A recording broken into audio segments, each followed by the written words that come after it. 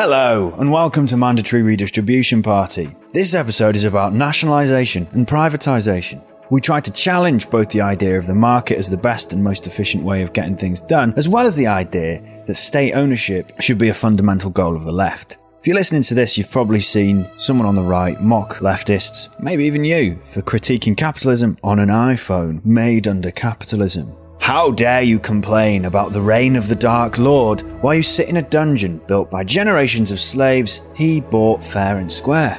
You might also have seen a leftist response to this iPhone gambit by pointing out capitalism didn't make the iPhone, workers did.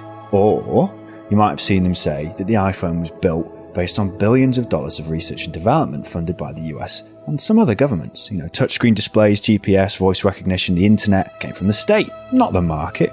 But as radical leftists, is the best way to further our goals defending the state, especially these states? Can markets, as they exist today, even do so without the state?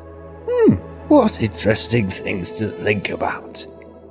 Okay, so I've got a business idea. We can make a bit of money on the side. I'm in. I've got money to invest. Maybe there's like a fire. I'm in. You phone the Water Boys. Yeah. And the water, you don't have to be a boy, that's just branding. Water, W-A-T-A. Yeah. Boys, B-O-I-Z. Water Boys. Okay. You phone us. Hello? There's a fire. Hello?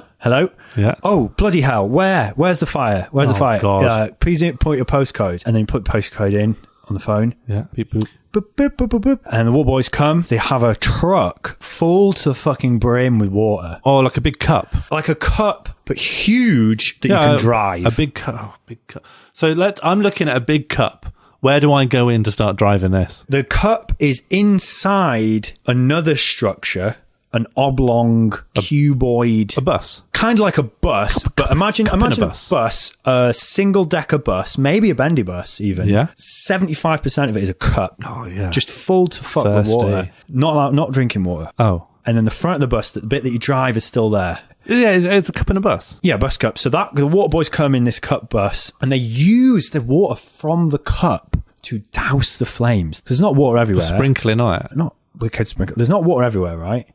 Not enough for a massive cup. Not enough to put out a big fire. Right? Yeah. So they come, they bring this fucking massive load of water. Cup, yeah. Empty it. They've got guns, like a kind of long gun that shoots water from the cup. Yeah, the cup is ammo, and they shoot water at the fire till it's gone. So the cup's like the magazine. Oh, it's like Splatoon. Yes, it's like Splatoon. It's like Splatoon, okay. Yeah. You're aiming at the enemy is fire. So I'm in my house. I'm having a candle day. Yeah. It's all gone a bit wrong. Smells lovely. Pear-shaped. Curtains are gone. Let's get Splatoon going. Water Boys, don't phone Splatoon. Yeah. And that stuff that's actually really flammable. Nintendo don't talk about it. Is paint flammable? What Splatoon is firing, that particular petroleum-based paint. Oh, no. Nintendo, it's a real scandal that Nintendo's PR companies are really trying to put out fires there. You phone the Water Boys, put in your postcode, they'll find it. Okay. Water Boys app. This is going to be really expensive, though, these Water Boys, I imagine. If they're bringing a massive what's cup, more expensive though, right? Leaving your house burning or paying for the Water Boys? Even if the Water Boys is £8,000, if your entire house burns down, you're going to. Well, I rent, so I'm not really liable for the. If it was from your candles, the landlord's going to blame you and get the money from you. I think the wax candles don't leave. What? Well, I mean... You're blaming the wax. No, I'm saying the evidence will melt. What, like murdering someone with an ice thing? Murdering someone with an ice thing? So you phone a water boy, right? And then, why has no one ever thought of it? There's all these... everyone's just... like, I see a fire break out, and everyone's just shouting fire. Screaming, I'm trying to film it. There was a fire on my street, and I'm filling a pint glass of... I got this. Is this any use? Chuck it on. does hardly anything. Last time I saw a fire, it was a few miles down the road. Yeah. And I said, I'll go get my bellows. Yeah. And then I ran all the way home, but then I was just so tired when I got there, I just went to bed. Really? I was just too tired. I'd ran all the way home. I can't bring my bellows all the way back. Don't bellows fuel a fire, Sean? Aren't they used by like a blacksmith to... No, it depends where you put the air. It depends where you put the air. I think if you just bellows it from the top, maybe that's... So maybe I think you're right. I think I shouldn't have brought my bellows. No, I think you were correct, actually. Bellows, 90% of the time will make things worse. I mean, are you in, though? Because you need to help me with a problem. Oh, of course, I'm an investor. Yeah. Yeah, I want 90% and I'll give you 10 grand. What? I want 90% and I'll give you 10 grand. That's my opening gambit. We can't. I'm not negotiating live on air, right? We'll sort this out. Okay, DM me. Right, but you're definitely not getting that much. There's a problem, right? So, remember the thing, the cup bus? Yeah, cuppy bus. Not cuppy, cup bus. Yeah, right. The water cup transporting capital E bus. Cuppy bus. bus. So it's electronic because we use an app. Yeah. Yeah. Okay. Cup e-bus. Yeah, this is why I wanted you on board. Yeah, that's really good. Like horse ebooks. What? Oh, someone will get that. So here's a problem, right? The fire started. You go on the app, you put in your postcode or your phone. Maybe let's just go for an app because then we don't have to hire a call center. We have to pay That's on a good, call center. yeah. It's straight to the app, right? We don't need a base of operations or anything for the water boys. Maybe you can just be chilling out in your house, and then you buy your own cuppy bus. Is that what Cuppy you said? bus, yeah. You buy your own cuppy bus and you keep that on the drive, loaded full of water. Yeah. And then the app, boop, sweet, I got to work. Maybe we should just have a few just driving around constantly. Like here's Uber. the thing, right? So there's driving around. When the fires break out, often there's not anything between any of the buildings. There's just dirt or rubble. I don't really understand how anything kind of gets anywhere. So if you were a cuppy bus and you were going along, you need something... Yeah, like a hard and flat. But it would need to be clear, one side for one traffic side going forwards. one way. Cars that are driving backwards are on the right and cars that are driving forwards on the left. Yeah. Yeah. Then other stuff could go along that. And we just... Like and then animals or... livestock. Barrels. A truck full of eggs. Ooh. A circus. That's good. A tube. A tube. Yeah. You could put a tube on it.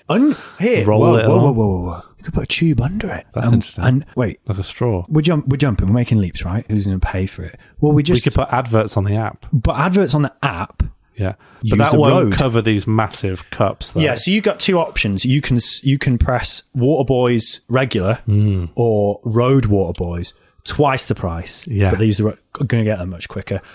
And if you want to, other than the Water Boys thing, you can buy a road subscription. You could go on the road. You could go on the road. You could go. Oh, you don't even have to say what. You could go on the road. So you'd you're probably with the smash circus. into the egg truck. Well, you avoid that, that's why we came up with the sides. Yeah, that's why you're we came up right. with the sides. So if you're going backwards, this egg truck's going backwards. You're reversing. Go on the other right. And then we could also have like a different plans as well. So like, obviously not everyone's going to want to go at the same speeds. So maybe we have premium plan, speed road. Yeah, that's good. You can zoom along there. And what about if you play like a premium, you can like choose what water is thrown on. And the water can be different colours. Flavour's good. Or it could be like lemonade. Yeah. I'd love to have my house fire put out by Vimto. Gravy. Yeah. I realise that one of the problems, the reason we're having all of these fires is everyone's like lighting their house and like warming it with like fire. That's not so good. I think this is a real problem. So I had another business idea. Maybe we use, have you seen that electricity? I love it. I have a massive battery at home. What do you hook it up to? Just a lava lamp. What if we somehow harnessed the wind or the tide? Because you know how they move? That's going to be generating energy. And then just stop there, or? Well, the only problem I can think about it is what if someone else comes up with Water Boys or a road or email? We could patent the ideas. What does that mean? We write down the idea. Yeah. And then we show it to lots of other people and they go, I've seen that you've come up with that on this date. Yeah. If anyone else does it, we get to smash their one to bits. Oh, fuck. Or maybe we could hire like Punch Boys, a sort of a Water Boy spin-off. What's the Punch Boy do? They will go around and just punch people who've broken the rules or That haven't. That doesn't seem on. You'd have to get a larger set of punch boys if you want to take on our punch boys. What? One rule is you drive backwards on this lane. Yeah, but what are these rules? Where are these rules coming from? Who's paying for them? Well, the rules kind of come Where'd you in. order them? I think you learn what the rules are when the punch boys start punching you, because when they're punching you, they'll go, we're punching you because you had like an illegal wire coming out of the sea, powering your lava lamp. That sounds expensive. I don't know if we've got... We could just make more money. I don't understand. Okay, so you see the money we do have? Yeah. We could just print out more of these sheets of money. Eh? We could just make more of this and then give it to people to pay for services. How will we get that? Well, I just set the printer and I say print 50 more money, and then it comes out and then I stick it on the pile of money. And then people, when I give that to people, they'll be like, this is money. But what if someone else starts printing that? Punch boys. Punch boys? Punch boys come back in, yeah. Oh, God. These really... The punch boys You have really a really need 'em, don't flexible you? job, yeah. They do a lot. Because all of our plans are really flimsy in one way or the other. They just involve someone else doing it. So the only way I can see it is just we roll out quite a lot of these punch boys. Because they're going to become very important, because our plan has loads of problems. So the punch boys become really necessary for basically every element of it. Oh. Like if someone touches the wire, someone that I don't know's gone in my mill. Someone touches the wire! You'll have to work out, do you want to be electrocuted or do you want to get punched? What, you really want to touch the wire? Do I want to be electrocuted or do I want to be punched? I've just realised that the options are you get neither or both. Because if you get electrocuted, it means you've touched the wire. And that's not allowed. If you punch someone that's getting electrocuted, don't you get electrocuted?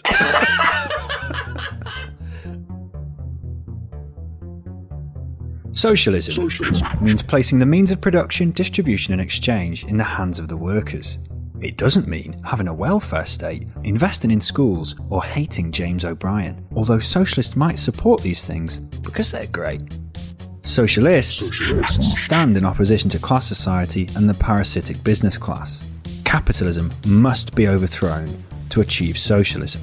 The private ownership of the means of production, distribution and exchange needs to end.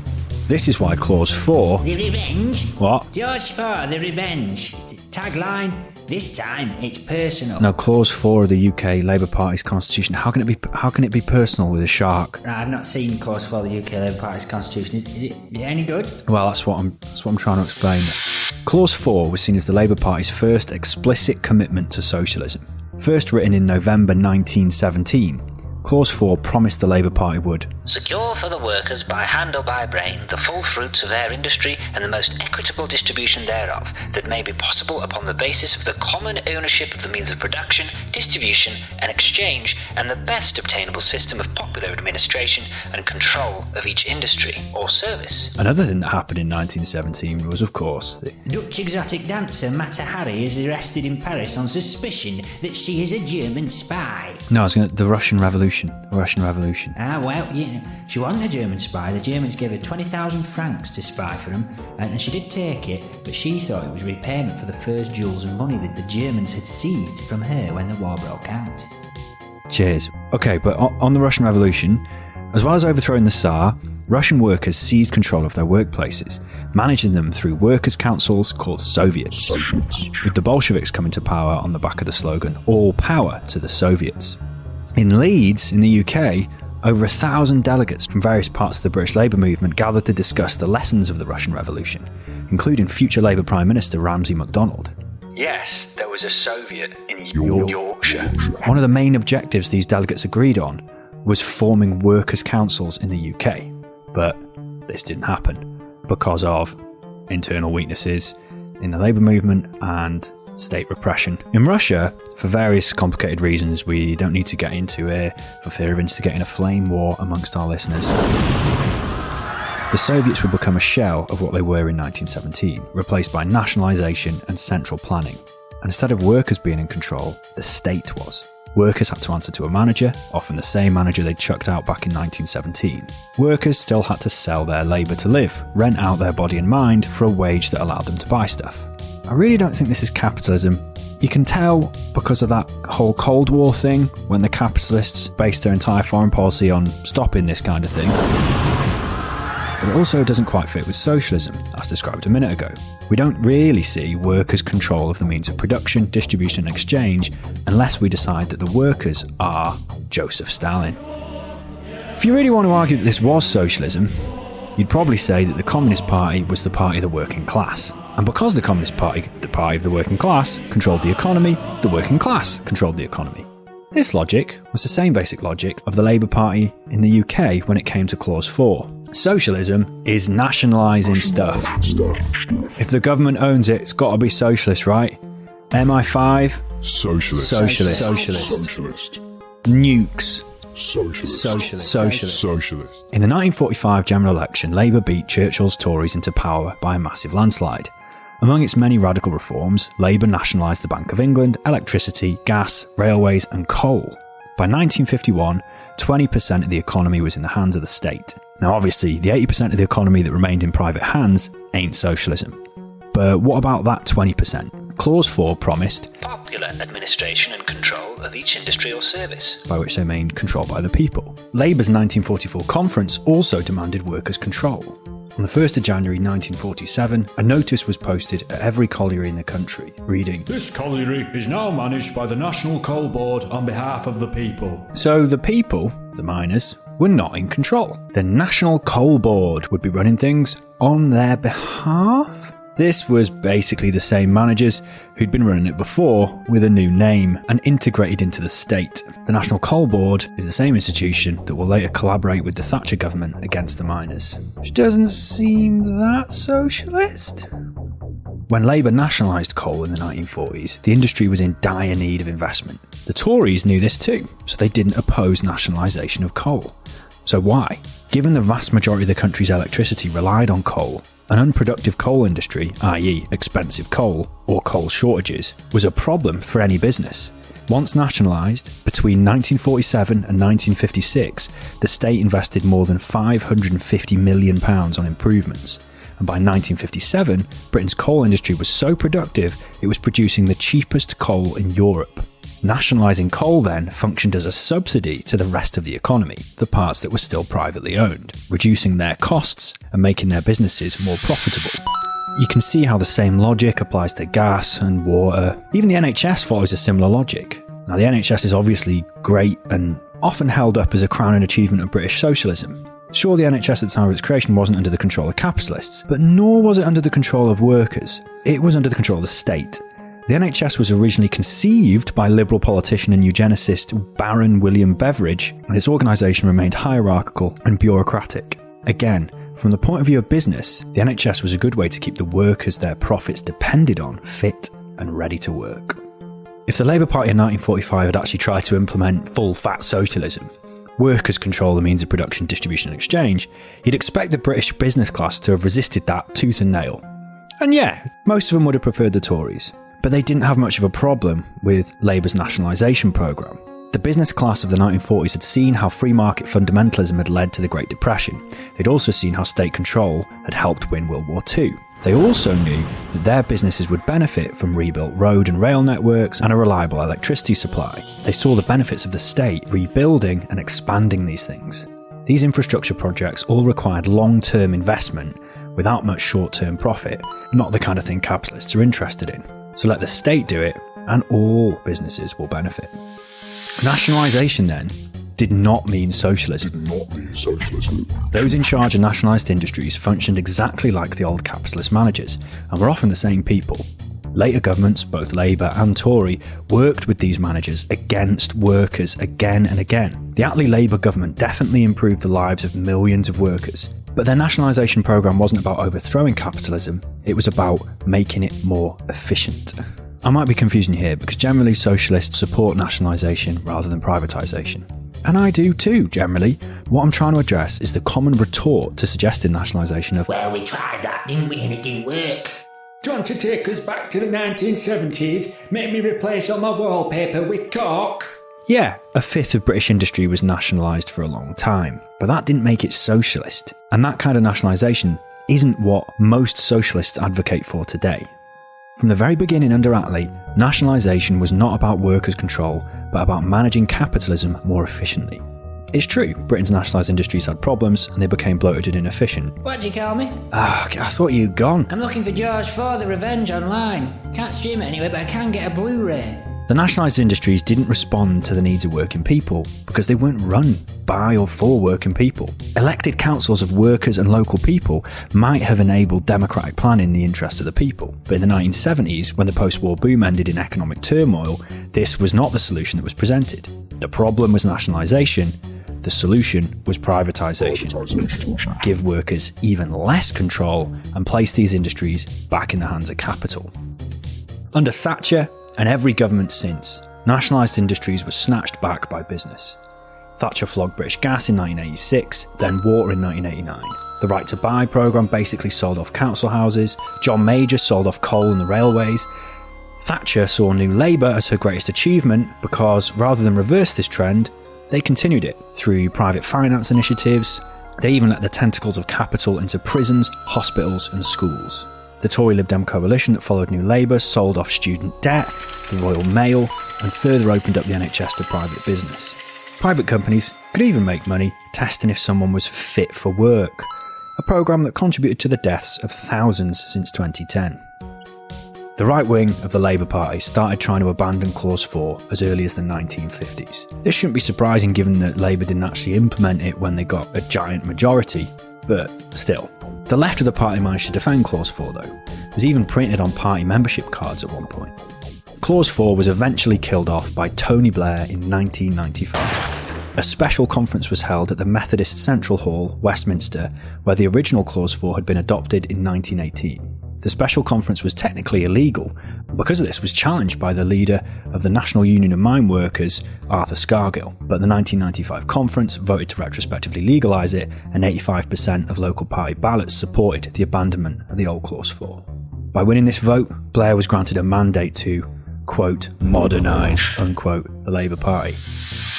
The last large-scale nationalisation that took place in the UK was undertaken by Gordon Brown, Blair's Chancellor, but then Prime Minister.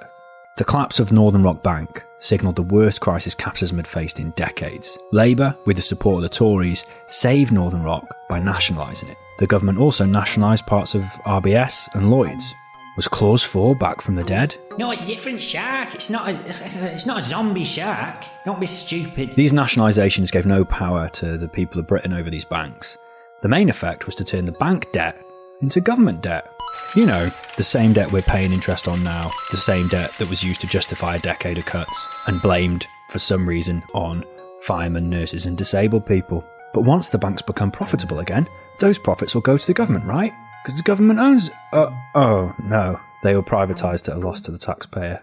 In conclusion, privatisation is bad, and nationalisation, without workers' control, is also bad and not really socialism.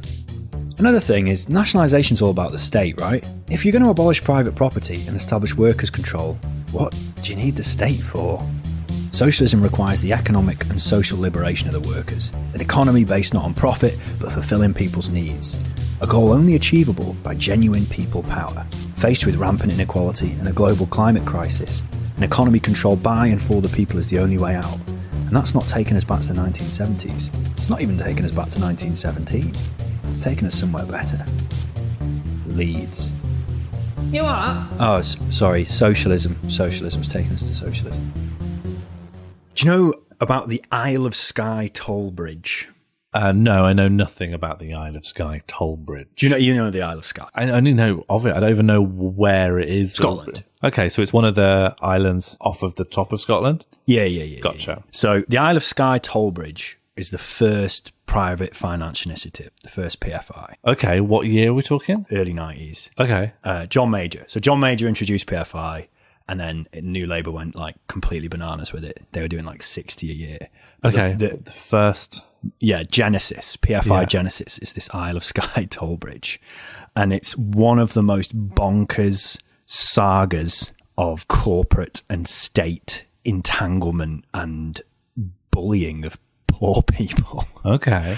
Do you want to give a little potted definition of PFI as well? A PFI is a private finance initiative where the government outsources something, and they've done it to loads of things. So not just this toll bridge, they've done it with hospitals and policing and prisons. Channel Tunnel.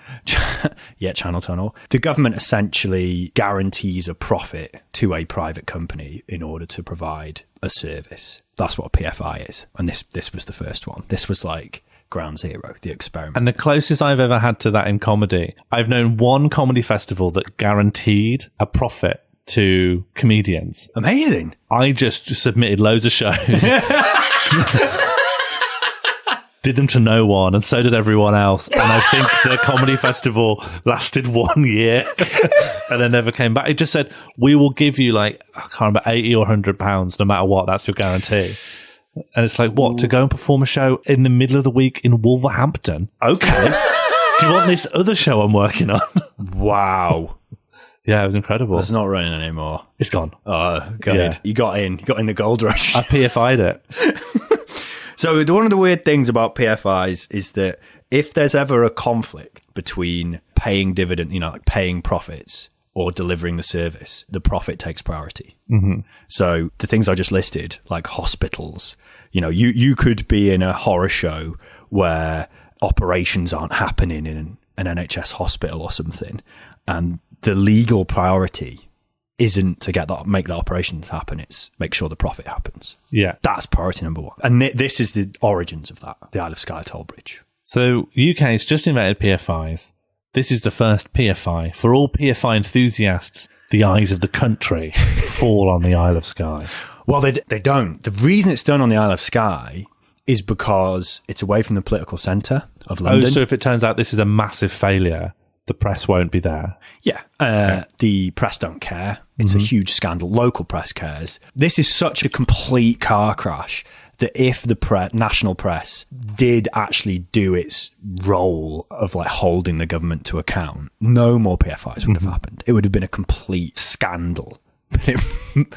Right, listen. So there's no bridge. There's no bridge. We're going back in time. There is no bridge to the Isle of Skye. No bridge to the Isle of Skye. But it's small, like the smallest bit of water is like a mile. Mm-hmm. So you could put a bridge there, right? Yeah. Pretty easy. But they got a ferry, like a government-run ferry. People they say like, well, why isn't there a bridge? There's bridges to similar places in England. There's a bridge. Why haven't we got a bridge? Yeah. Right? Government says, okay, we'll give you a bridge, but we haven't got a limited amount of money. Do you want? We got to spend it on the police. We got to spend it on the hospitals. We can't afford a bridge. So we'll do a private finance initiative where a private company will bring forward the money and build it, and then they'll pay it off with a toll, but you'll get your bridge. Mm-hmm. You want your bridge, don't you? So that's what happens. The bridge gets built, funded by the Bank of America. Okay. And what happened was when the bridge opened, the toll bridge, a few interesting things. So thing one, to cross the bridge and come back, was £11.40 in 1995. Yeah. Making it pounds per metre the most expensive toll bridge on planet Earth. Wow. Because it's just a mile long. Oh. You're paying £11 to go over it. Wait. Okay. And they shut down all the ferries. The government shut down all the ferries. So now the only way for you to get to the Isle of Skye or, vice versa is on the toll bridge, which is owned by the Bank of America. So you've got to pay money to America if you live on the Isle of Skye. Yep. And you want to go and buy something from the mainland. Yeah, or maybe you need medical care. Yeah. Right? There's a whole heap of issues with this. To clarify, the Forth Road Bridge, 80p. Wow. Right?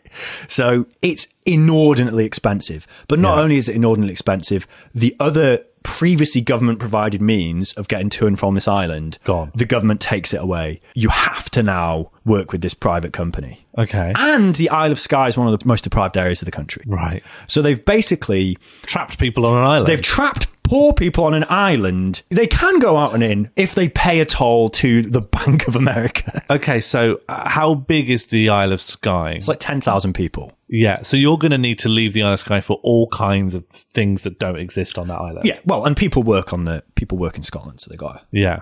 People are using it all the time. Mm-hmm. The people of Skye are not happy with this, right? They kick off. A leader emerges from their movement. Nice. Robbie the Pict Check him out on Spotify. He's got some bangers. Do you know, have you ever heard of Robbie the Pict? No. Okay. Bit of background. On the Isle of Skye, he has established his own state, the Pictish Free State. Okay, and the Picts were the tribes that the Romans couldn't conquer Yeah, as well. sort of Celtic, Bronze Age. So they're the it's the name that was given to like a swathe of unconquerable Highland tribes. Yeah, and he did stuff like, he's basically got a couple of square kilometres of land that he's saying is the Pictish Free State. He issues his own plates. Okay. Number plates. The government is, going nuts at him for that, to the point that at one point he had to seek asylum in Estonia. For issuing license plates on a corner of the Isle of Skye. That he's decided is his. Yeah. Yeah. So, well, that's how a state starts. In 2006, more recently, he had a campaign to have traffic light surveillance cameras declared illegal because they have never been formally approved by Parliament. And to clarify, so he, in Nottingham, he ran a red light. His response to, the charge or whatever of running this red light was, instead of paying it or going to whatever training they'd send you on, right, was to say, no, the fact that you have recorded me going through a red light is a breach of international law. Okay. Because you've not, Parliament's supposed to be sovereign, and there is nothing on the books that says you can have traffic light surveillance cameras. So you're getting a picture of Robbie the Pict. How did that go for him? Is that correct? I think that might still be ongoing. Yeah, he sounds great. So that's Robbie the Pict. He's sort of the figurehead, but it's a movement of all the islanders. They do a petition. Yeah. But they know that if they let Robbie lead from the front, he's not going to let go of this issue. No, yeah, he's the guy. After what he did with the traffic lights. He's who you want on the negotiating table, right? Really quickly, they get a petition out. About 7,000 people sign it. Almost almost everyone that lives on the island signs this petition. Government ignore it. Company ignores it. So then they start doing direct action. They just refuse to pay. By refusing to pay, collectively, they're quite strong in doing so. But you're going up against the Bank of America. So who's the Bank of America going to call? Oh, the cops. Yeah. So the cops arrest everyone. They arrest 600 people for not paying the toll. Doctors, engineers, shopkeepers, all different kinds of people. And they charged them with anything they could think of. Robbie the Pict specifically was charged with 129 different offences, of which 25 he is still fighting in court. Wow. Just related to not paying the toll bridge booth. Yeah, because he's seen as like a figurehead of, Yeah. They go hard on him. There is a court on the island, like a little sheriff's court or whatever. But the government decided that, actually, we need to prosecute these people in Dingwall, which is 120 miles away, and across the toll bridge. There's examples of people turning up to court as many as 15 times to defend a single case of non-payment, which would be, half the £11, so about £5 something. Yeah. Because presumably it's the Bank of America doing this as well as the cops, right? Yeah, sure. But the Bank of America's only feet on the ground is the UK police, so... Yeah. The UK police is like fully happy to be complicit in this. Oh, yeah, deeply complicit. But the police and judicial systems are like... But I wonder what people in the back room of that are really scared about the Bank of America getting angry. What would the Bank of America do if the UK police refuse to prosecute this? Yeah, if you're like if you're in charge of the police here, why are you doing this? I mean, I would just argue that it's the institutional structure. ACAB, of course, they're going to fucking align themselves with the Bank of America. Sure, I guess I'm just curious of like... What their justification would be. If there could be... They would just if there was or hypothetically was someone who goes, I don't really give a shit about this. This isn't like our law. This is some Americans all the way over there that want us to prosecute our own people. I don't know if I can be bothered. This is not a good use of our resources. Somewhere along the line, if there was pushback going up, who comes back and what precisely do they fear? If the UK state was going to say, we're not prosecuting that, I wonder how bad it could have got. Well, the interesting thing is that the Bank of America got bored. So all these people are embroiled in horrible legal proceedings that are Yeah. like massively inconveniencing their life, and I imagine quite financially bad for them as well. There comes a point where the toll companies, so it's not, the Bank of America is like the main company that's making money from it, but of course they themselves, the Bank of America, have outsourced the toll to another. There's now they're the not Toll company Corp. which is this bridge. Yeah, there's Toll Corp. Yeah. I don't know what they're actually called, but We'll call them Toll Corp. Yeah, so Toll Corp, I don't want to lie, if there's a real Toll Corp, we're not talking about you. We're talking about our hypothetical imagined Toll Corp. Whoever sent you this podcast, linking in, going, Gary, I think they're talking about you. We're not. It's just a placeholder for a little shell company. So Toll Corp get bored, and then they just stop calling the cops on people. So people then refuse to pay. They just don't let them across the bridge. So they're just trapped on Skye or the other side, and they don't even call the police. And obviously, so someone driving across, they go, that'll be £11.50. They say, nah, I'm not paying that. Yeah. And they go, okay, well, you're not leaving your island. yeah, then. yes, that's exactly what they do. How are they stopping them? Like, is it? They it's just a won't barrier. open the thing. Yeah. Right. Well, and they've probably got thugs, haven't they? Like goons. Goon's no match for a car. Just don't open the door. They would definitely, if you start, they didn't do that. Of all the direct action they took, I don't think they went that hardcore. No, I didn't mean drive over them. I mean, if someone's trying to fight you and you're in a car, you'll win because you have a car. Well, I imagine they have quite a strong gate on the. If you're building, that's what I think. If you're a toll company, if you're a Toll Corp, you're going to be known for building strong toll gates. Because this story reminds me of like something that happened in Birmingham where there were like some kids trying to fight someone that I knew a friend of a friend. So we got on a bus, so they just started punching the bus. So I'm imagining Toll Corp in that kind of scenario. Yeah, just punching the car. Let's just imagine that they've got a very good toll. They got like a portcullis. Yeah. There's a massive cast iron steel plate. Yes, that needs to be lifted. They could pour boiling oil on you if you went under it. Not boiling oil, like acid that can eat through a car's metal. Yeah. Sprayed xenomorph acid. Yeah, xenomorph drool. But here's the thing: what do you do? So like you're at the Toll Corp's portcullis. The heavies watching you. Toll Corp's portcullis. Special buckets full of xenomorph dribble eyeing you, right? You can't then call the cops because you know the cops are just going to side with Toll Corp. The cops are going to send you to court 15 times. Yeah, 120 miles away. Yeah. You're just fucking trapped. You're a prisoner on this island, a prisoner of a company from fucking California or wherever Bank of America's based. So they just stop calling the cops and just stop paying to go through. So then they just get more extreme in their direct action because they got to go over the bridge. They find out that the company banks its money on a Friday, right? So every Friday it banks the money. So what they do is they go at intervals on a Saturday morning with £100 notes and no change. Right, because they're not going to be able to change that. Yeah, or they are, but it's a toll. It's a toll. So it's gonna take fucking ages. It inconveniencing them in terms of faffing about with the money, rinsing them of all their change. But they'd also, this is one of my favourites, they'd pay with giant cardboard checks. Is that legal tender? Apparently, if it is like the official, I think you can get them like printed up by the bank. I had always been told, because I remember asking this as a child, saying you can't really bring that into a bank. And I think like my nan said, no, they probably get a small check after the cameras are off. They get a small normal check.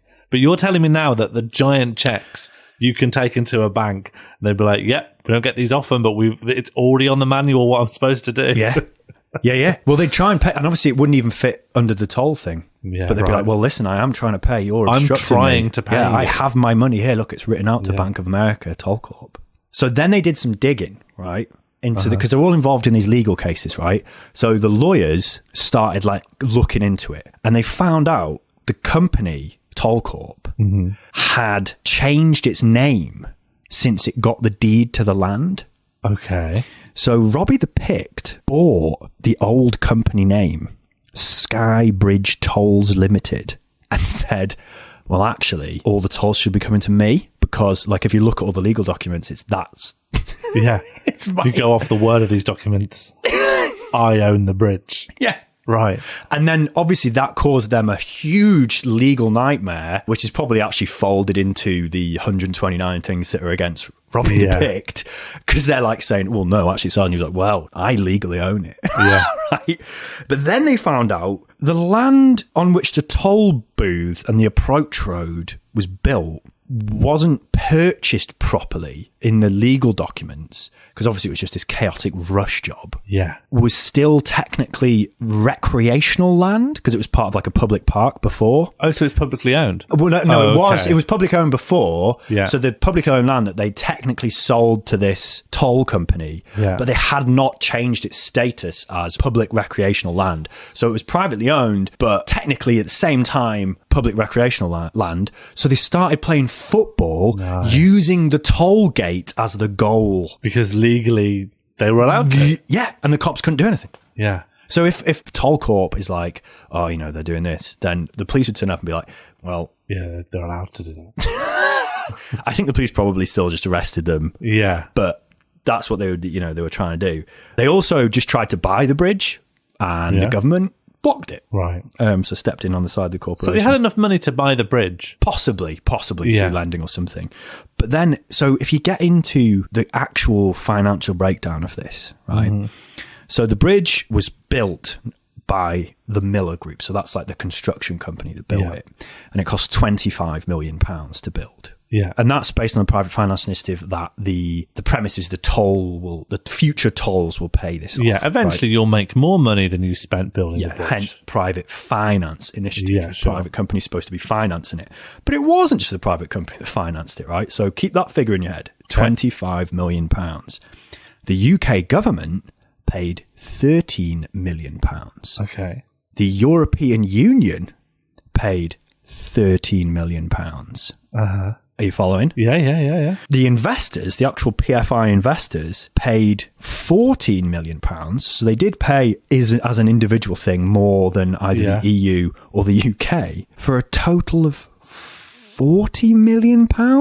So the bridge cost £25 million to physically build. Yeah. Which could have been financed just from the UK and the EU. So it could have, there was absolutely no reason to point, bring them in. Yeah. No reason for financing, but there was £40 million. And also, why does this one shareholder get all the profit? Is that what's happening? The government and the EU are seeing none of this. Yeah. Because that's what they're paying for. They're paying for, I don't know where the rest of that money went. God knows. I'm not. That 40 million quid, obviously they paid £40 million because they were like, we'll definitely make more than £14 million. You know, this is investment. We're the Bank of America. These people will have no fucking way to we'll get. Definitely make more money than we put in because we can just ensure we do by setting the toll. Giant prison island, right?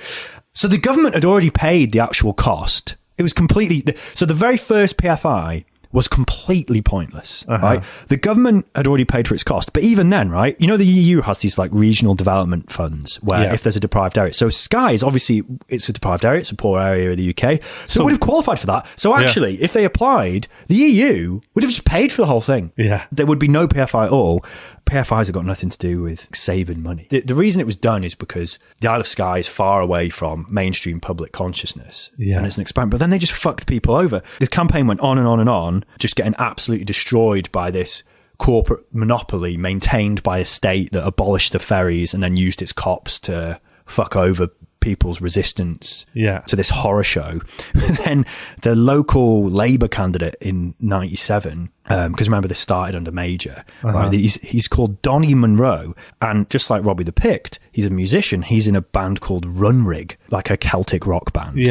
He promises to get rid of the toll because he's trying to win the election, right? Wins the election, and then just does fucking absolutely fuck all to help any of them. Not only did this Labour MP not fucking stop I guess if you're running for an MP in the Isle of Skye, you really know what one thing to promise. Yeah. It's like an open goal, just going, I'll just claim that I'll get rid of the toll. But not only did he not do it, the new Labour government spread PFI into almost every aspect of public services like a virus, giving out like 60 new contracts a year. Billions and billions and billions of pounds went into these like unfinished hospitals where the corridors are too narrow to turn a hospital bed around in, and you know, just that, you know, all that sort of banana stuff. Prisons built for these companies' profit. So he would have voted all that stuff through, coming from the Isle of Skye, representing the Isle of Skye.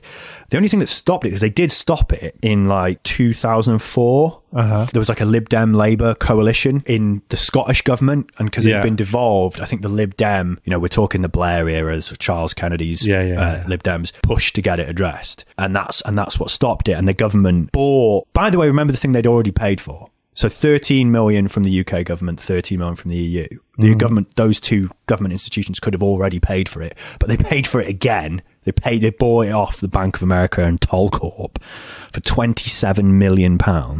During the decade that the tolls had been up, the company had collected £33.3 million from one of the poorest areas in the UK. Wow. And that's the origin of PFI.